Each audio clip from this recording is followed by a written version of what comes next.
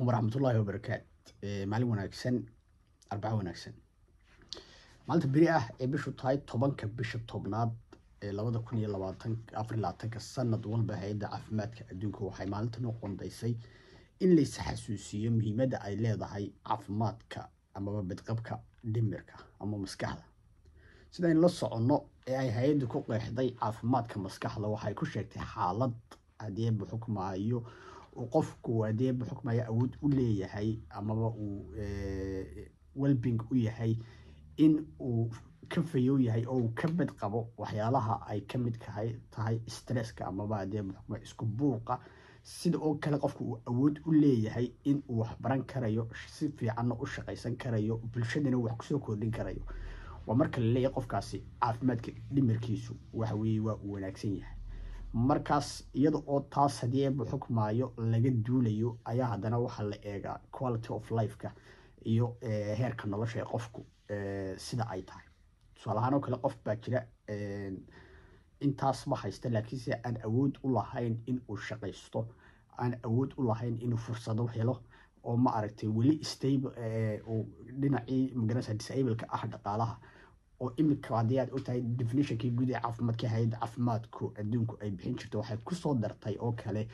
in qofku uu dhaqaale ahaan uu magarasa stable yahay si caafimaadkiisu u dhameystirmo aynu ka soo gudubno tusaalahaan kale bulshada Soomaalida cilmi baadhis ugu dambeeyay ee ka yimaada waxay sheegayaan in ay aad iyo aad u korodhay dadka la nool magaranaysa nooc kamid ah xanuunada dhimirka ku dhaca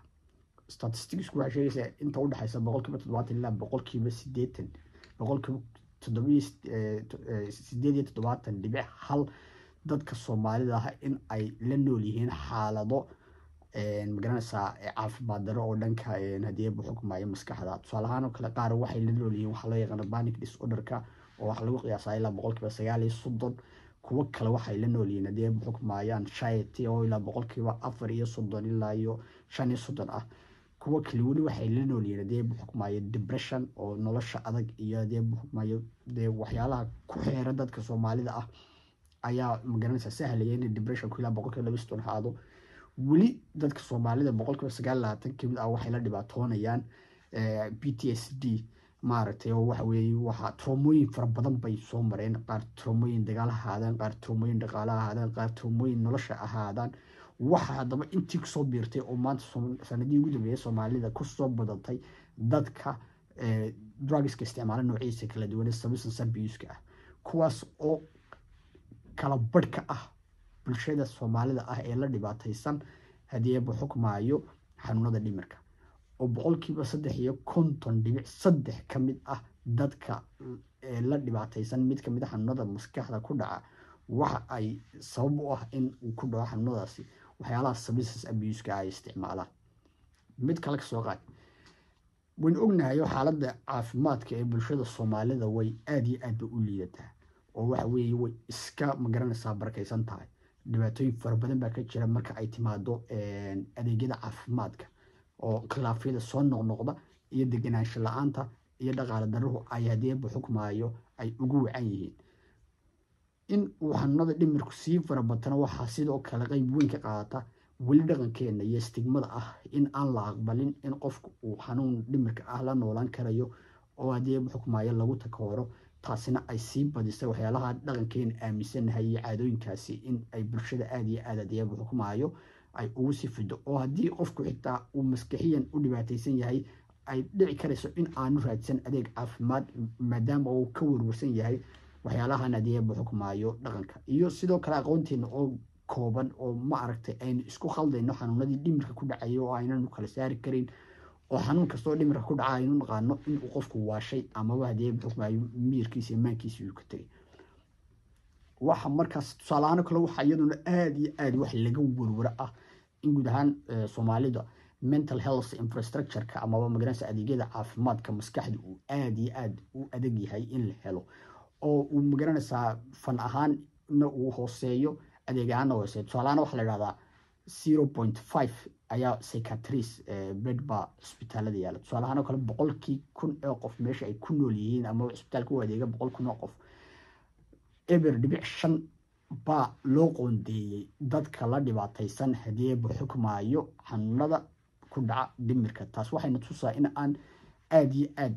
waqti loo gelin ama aan haddii eebba xukmaayo fox loo gelin arrintan. taa waxaa kasii daran dadka barta xirfadda caafimaadka maskaxda aada iyo aad bay u yaryihiin marka loo eego dhakhaatiirta ama howlwadeennada kale caafimaadka ee barta adeegyada kale caafimaadka. dadka tusaale ahaan kale maaragtay 100,000 ee bukaan ee haysta mid ka mid ah xanuunada haddii eebba xukmaayo dhimirka ku dhaca, waxaa laga yaabaa inuu kusoo hagaago sidoo kale hal dhakhtar amaba kaba yar oo si mararka qaarkood maaragtay 0.5 dhakhtar 200,000 baa laga yaabaa inuu hal dhakhtar kusoo hagaago. taasina waxay hawsha si aada iyo aad ay haddii eebba xukmaayo ay usii kordhinaysa walaaca jira. haddaba iyada oo waxaasoo challenge jiraan oo caqalada jiraan, bulshada soomaalida kuma baraarugsana in ma garanaysa caafimaadka dhimirkooda aada iyo aada hooseeyo, iyagoo oo ka tusaale qaadanaya nolosha maaragtay adag ee ku xeeran, iyagoo ka tusaale qaadanaya nabadgelyo darrada meelaha qaar ka jira, iyagoo ka tusaale qaadanaya waxyaalaha faraha badan leh ee deegaankooda ku xeeran. haddaba maxay tahay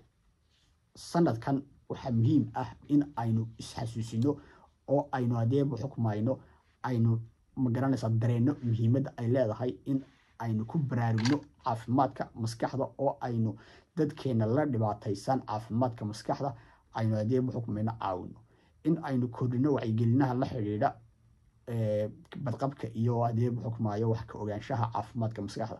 in aynu bilowno wada sheekaysiyo inaga dhexdeena ah oo aynan iskula yaabin markuu qofku idhaahdo waan isku boqsanay ma waan warsanay, laakiin dadka ka hadashino aynu ka neefino si haddii eebba xukmaayo aynu isku caawin karayno, in aynu